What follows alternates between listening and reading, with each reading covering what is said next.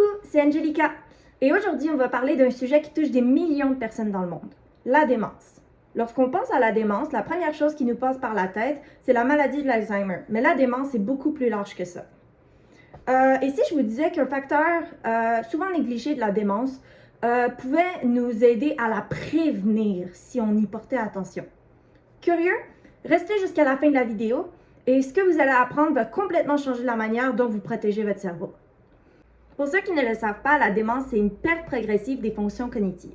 Donc, on commence à perdre notre mémoire, on commence à perdre notre capacité de raisonner, on commence à perdre nos repères et à se sentir désorienté dans notre monde. Et ça peut complètement changer une vie. Beaucoup pensent que c'est juste une question de génétique, que si mes parents et mes grands-parents ont eu de la démence, que moi aussi nécessairement, je vais devenir dément en vieillissant. Mais ce n'est pas le cas.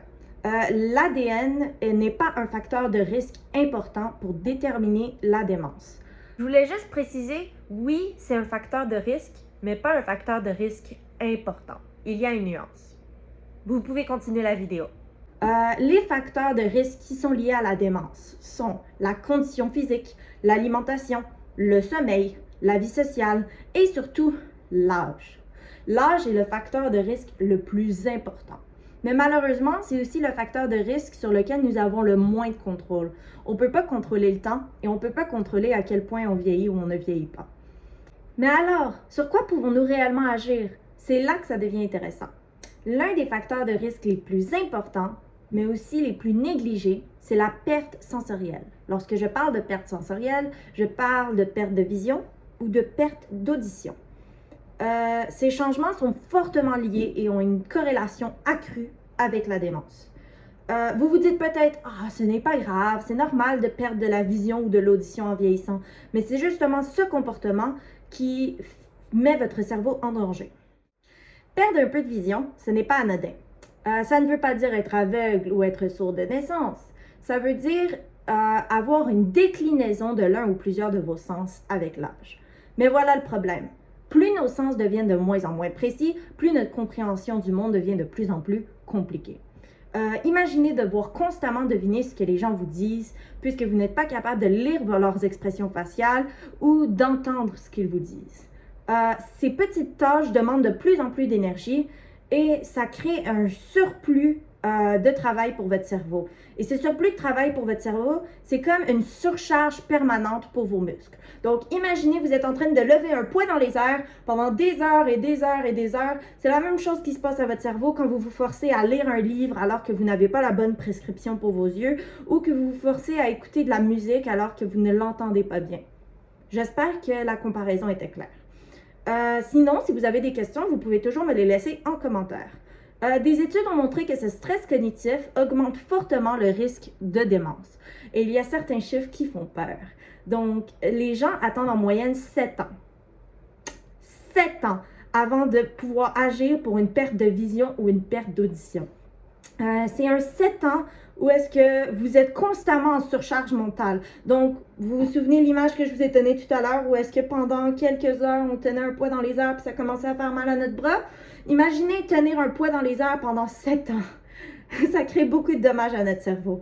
Et les risques de démence vont augmenter en flèche. Mais donc, pourquoi?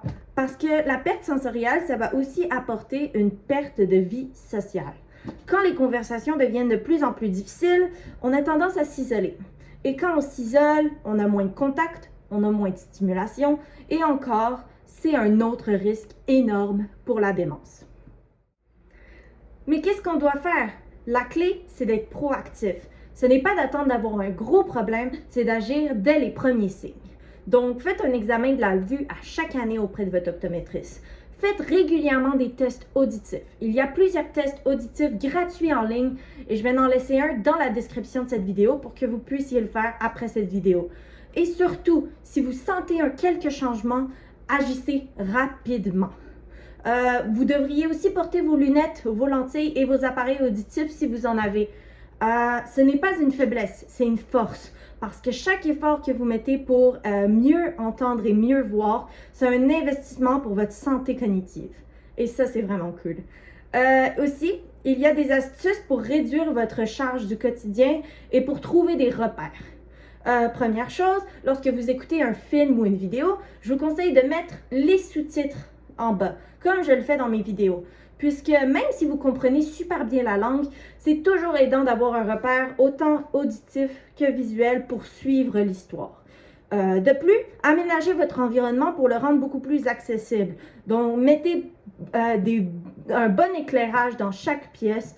Mettez vos affaires aux mêmes endroits pour éviter la fatigue de votre cerveau à constamment devoir chercher où chaque chose sont. Et concernez-vous sur les choses qui sont importantes. Rappelez-vous de la COVID-19, lorsque tout le monde portait des masques, c'est à ce moment-là qu'on a constaté que la lecture des lèvres et des expressions faciales était vraiment, vraiment importante. Et on commençait à moins se comprendre. On avait l'impression de moins bien entendre, même si le masque ne bloquait pas le son nécessairement. C'est justement à cause de ça. C'est puisqu'on avait moins de repères pour comprendre le monde autour de nous. Et donc, ce que vous devriez retenir, c'est moins de repères visuels et auditifs, donc plus d'efforts pour comprendre le monde autour de nous, et donc plus de risques de démence. Donc, pour vous aider, aidez-vous à trouver des repères. En résumé, même si nous ne pouvons pas contrôler notre âge, il y a énormément qu'on peut faire pour notre cerveau.